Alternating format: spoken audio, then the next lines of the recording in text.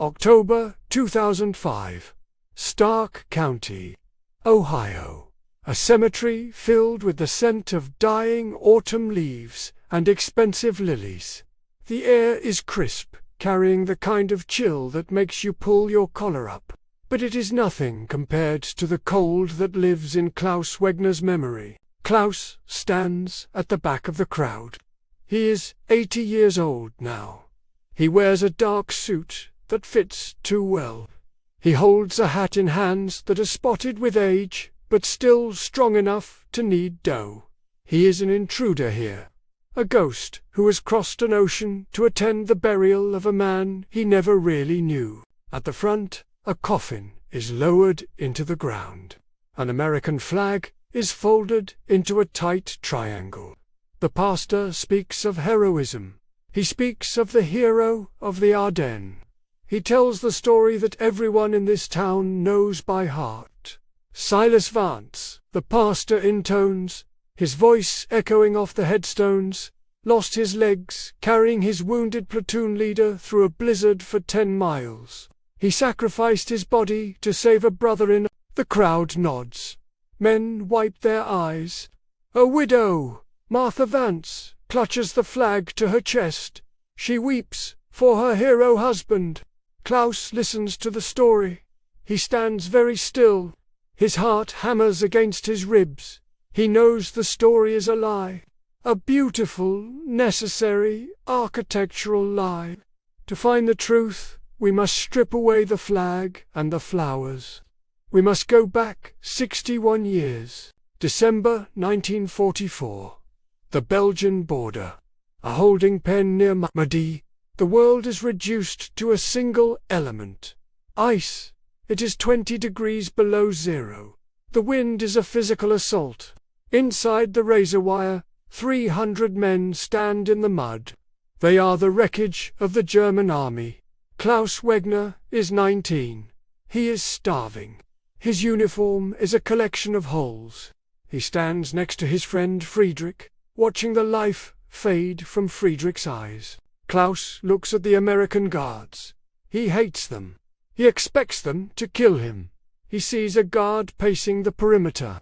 Private Silas Vance, 22 years old. A mechanic who just wants to go home.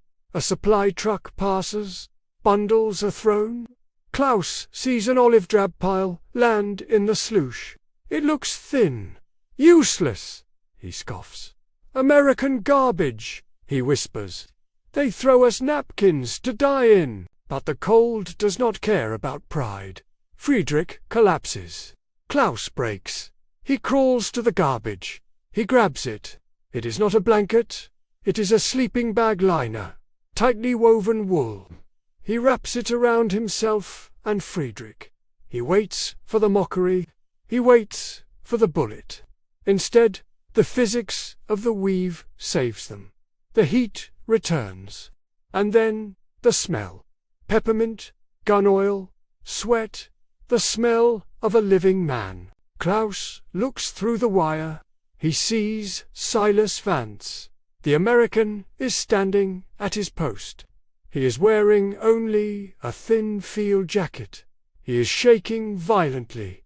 He is stamping his feet. He has stripped the liner from his own gear. Silas catches Klaus's eye. He does not smile. He does not wave. He just nods, once, a tiny, shivering acknowledgement of their shared humanity. Klaus survives the night. Friedrich survives. But the next morning, Silas is gone, evacuated with severe frostbite. His feet are black. They are amputated 2 days later. Silas goes home to Ohio. But he cannot tell the truth. In 1945, you do not lose your legs to save a Nazi. You would be branded a traitor. You would be spat upon. Your pension would be denied. So Silas invents a story. He invents a platoon leader. He invents a 10-mile march. He builds a fortress of lies to protect the act of mercy that cost him his future. Back in the cemetery, 2005, the service ends. The crowd disperses. Klaus intends to leave. He just wanted to see the end of the story. But then Martha Vance sees him. She sees the stranger in the expensive suit. She walks over.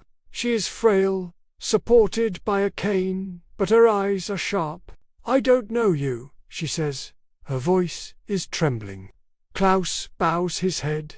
"I am an old friend, Mrs. Vance, from the war." Martha's eyes widen.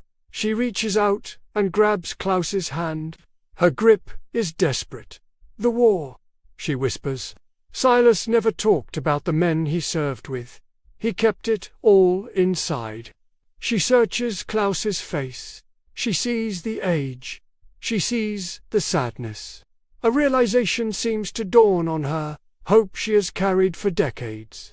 "Wait," she says. He always mumbled a name in his sleep. "Klaus," he said. "I hope Klaus made it. Is that you?" Klaus freezes. The air in the cemetery suddenly feels as thin and cold as it did in 1944. "Yes," Klaus says softly.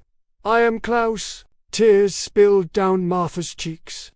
She smiles, a radiant, heartbreaking smile. "It's you," she breathed. "You are the platoon leader. You are the officer he saved." The world stops. Klaus looks at this woman. He looks at the grave behind her.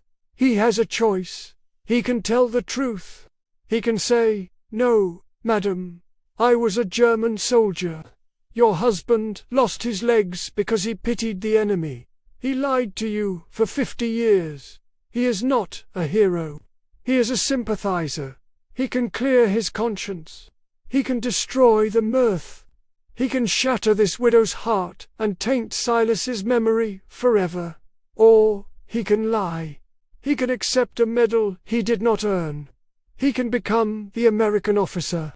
He can validate the fiction that kept Silas safe." Klaus looks at the fresh dirt on the coffin. He smells the peppermint in his memory. He feels the phantom warmth of the olive-drab wool.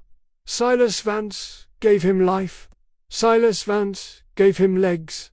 Silas Vance gave him a future. Now Silas needs one last thing from him. He needs Klaus to carry the lie. Klaus straightens his back. He looks Martha in the eye. He summons every ounce of dignity he possesses. "Yes, Mrs. Vance," Klaus says. His voice is steady, though his soul is shaking. "He saved me. He carried me through the blizzard. I would have died in the snow if not for your husband," Martha sobs. She pulls Klaus into a hug. She buries her face in his shoulder. "Thank you," she cries. "Thank you for coming. I knew it was true. I knew he was a hero." Klaus holds her. He feels the weight of her gratitude. It is heavier than any guilt he has ever known. "He was the bravest man I ever met," Klaus says. "And this part, at least, is the truth." He stays for the reception. He shakes hands with Silas's children. He tells them stories of a battle he fought on the other side. He describes Silas's bravery. He paints the picture they need to see. He becomes the counterfeit hero. He steals the identity of a non-existent American officer. Late that evening, Klaus leaves. He gets into his car. He drives away from the town, away from the liars, away from the hero's grave. He is weeping. He is crying, not from sadness, but from the crushing burden of the debt. He realizes now that the blanket was not a gift, it was a contract. Silas warmed Klaus's body for one night. In return, Klaus must warm Silas's memory for eternity. He drives into the dark, an imposter, a liar, a Nazi playing the role of a savior. But as he touches the heater vent in his car, feeling the warm air on his fingers, he knows he made the right choice. Sometimes the truth is just cold facts, but a lie can be a blanket. And sometimes you have to pull it up tight over the dead just to keep the living warm.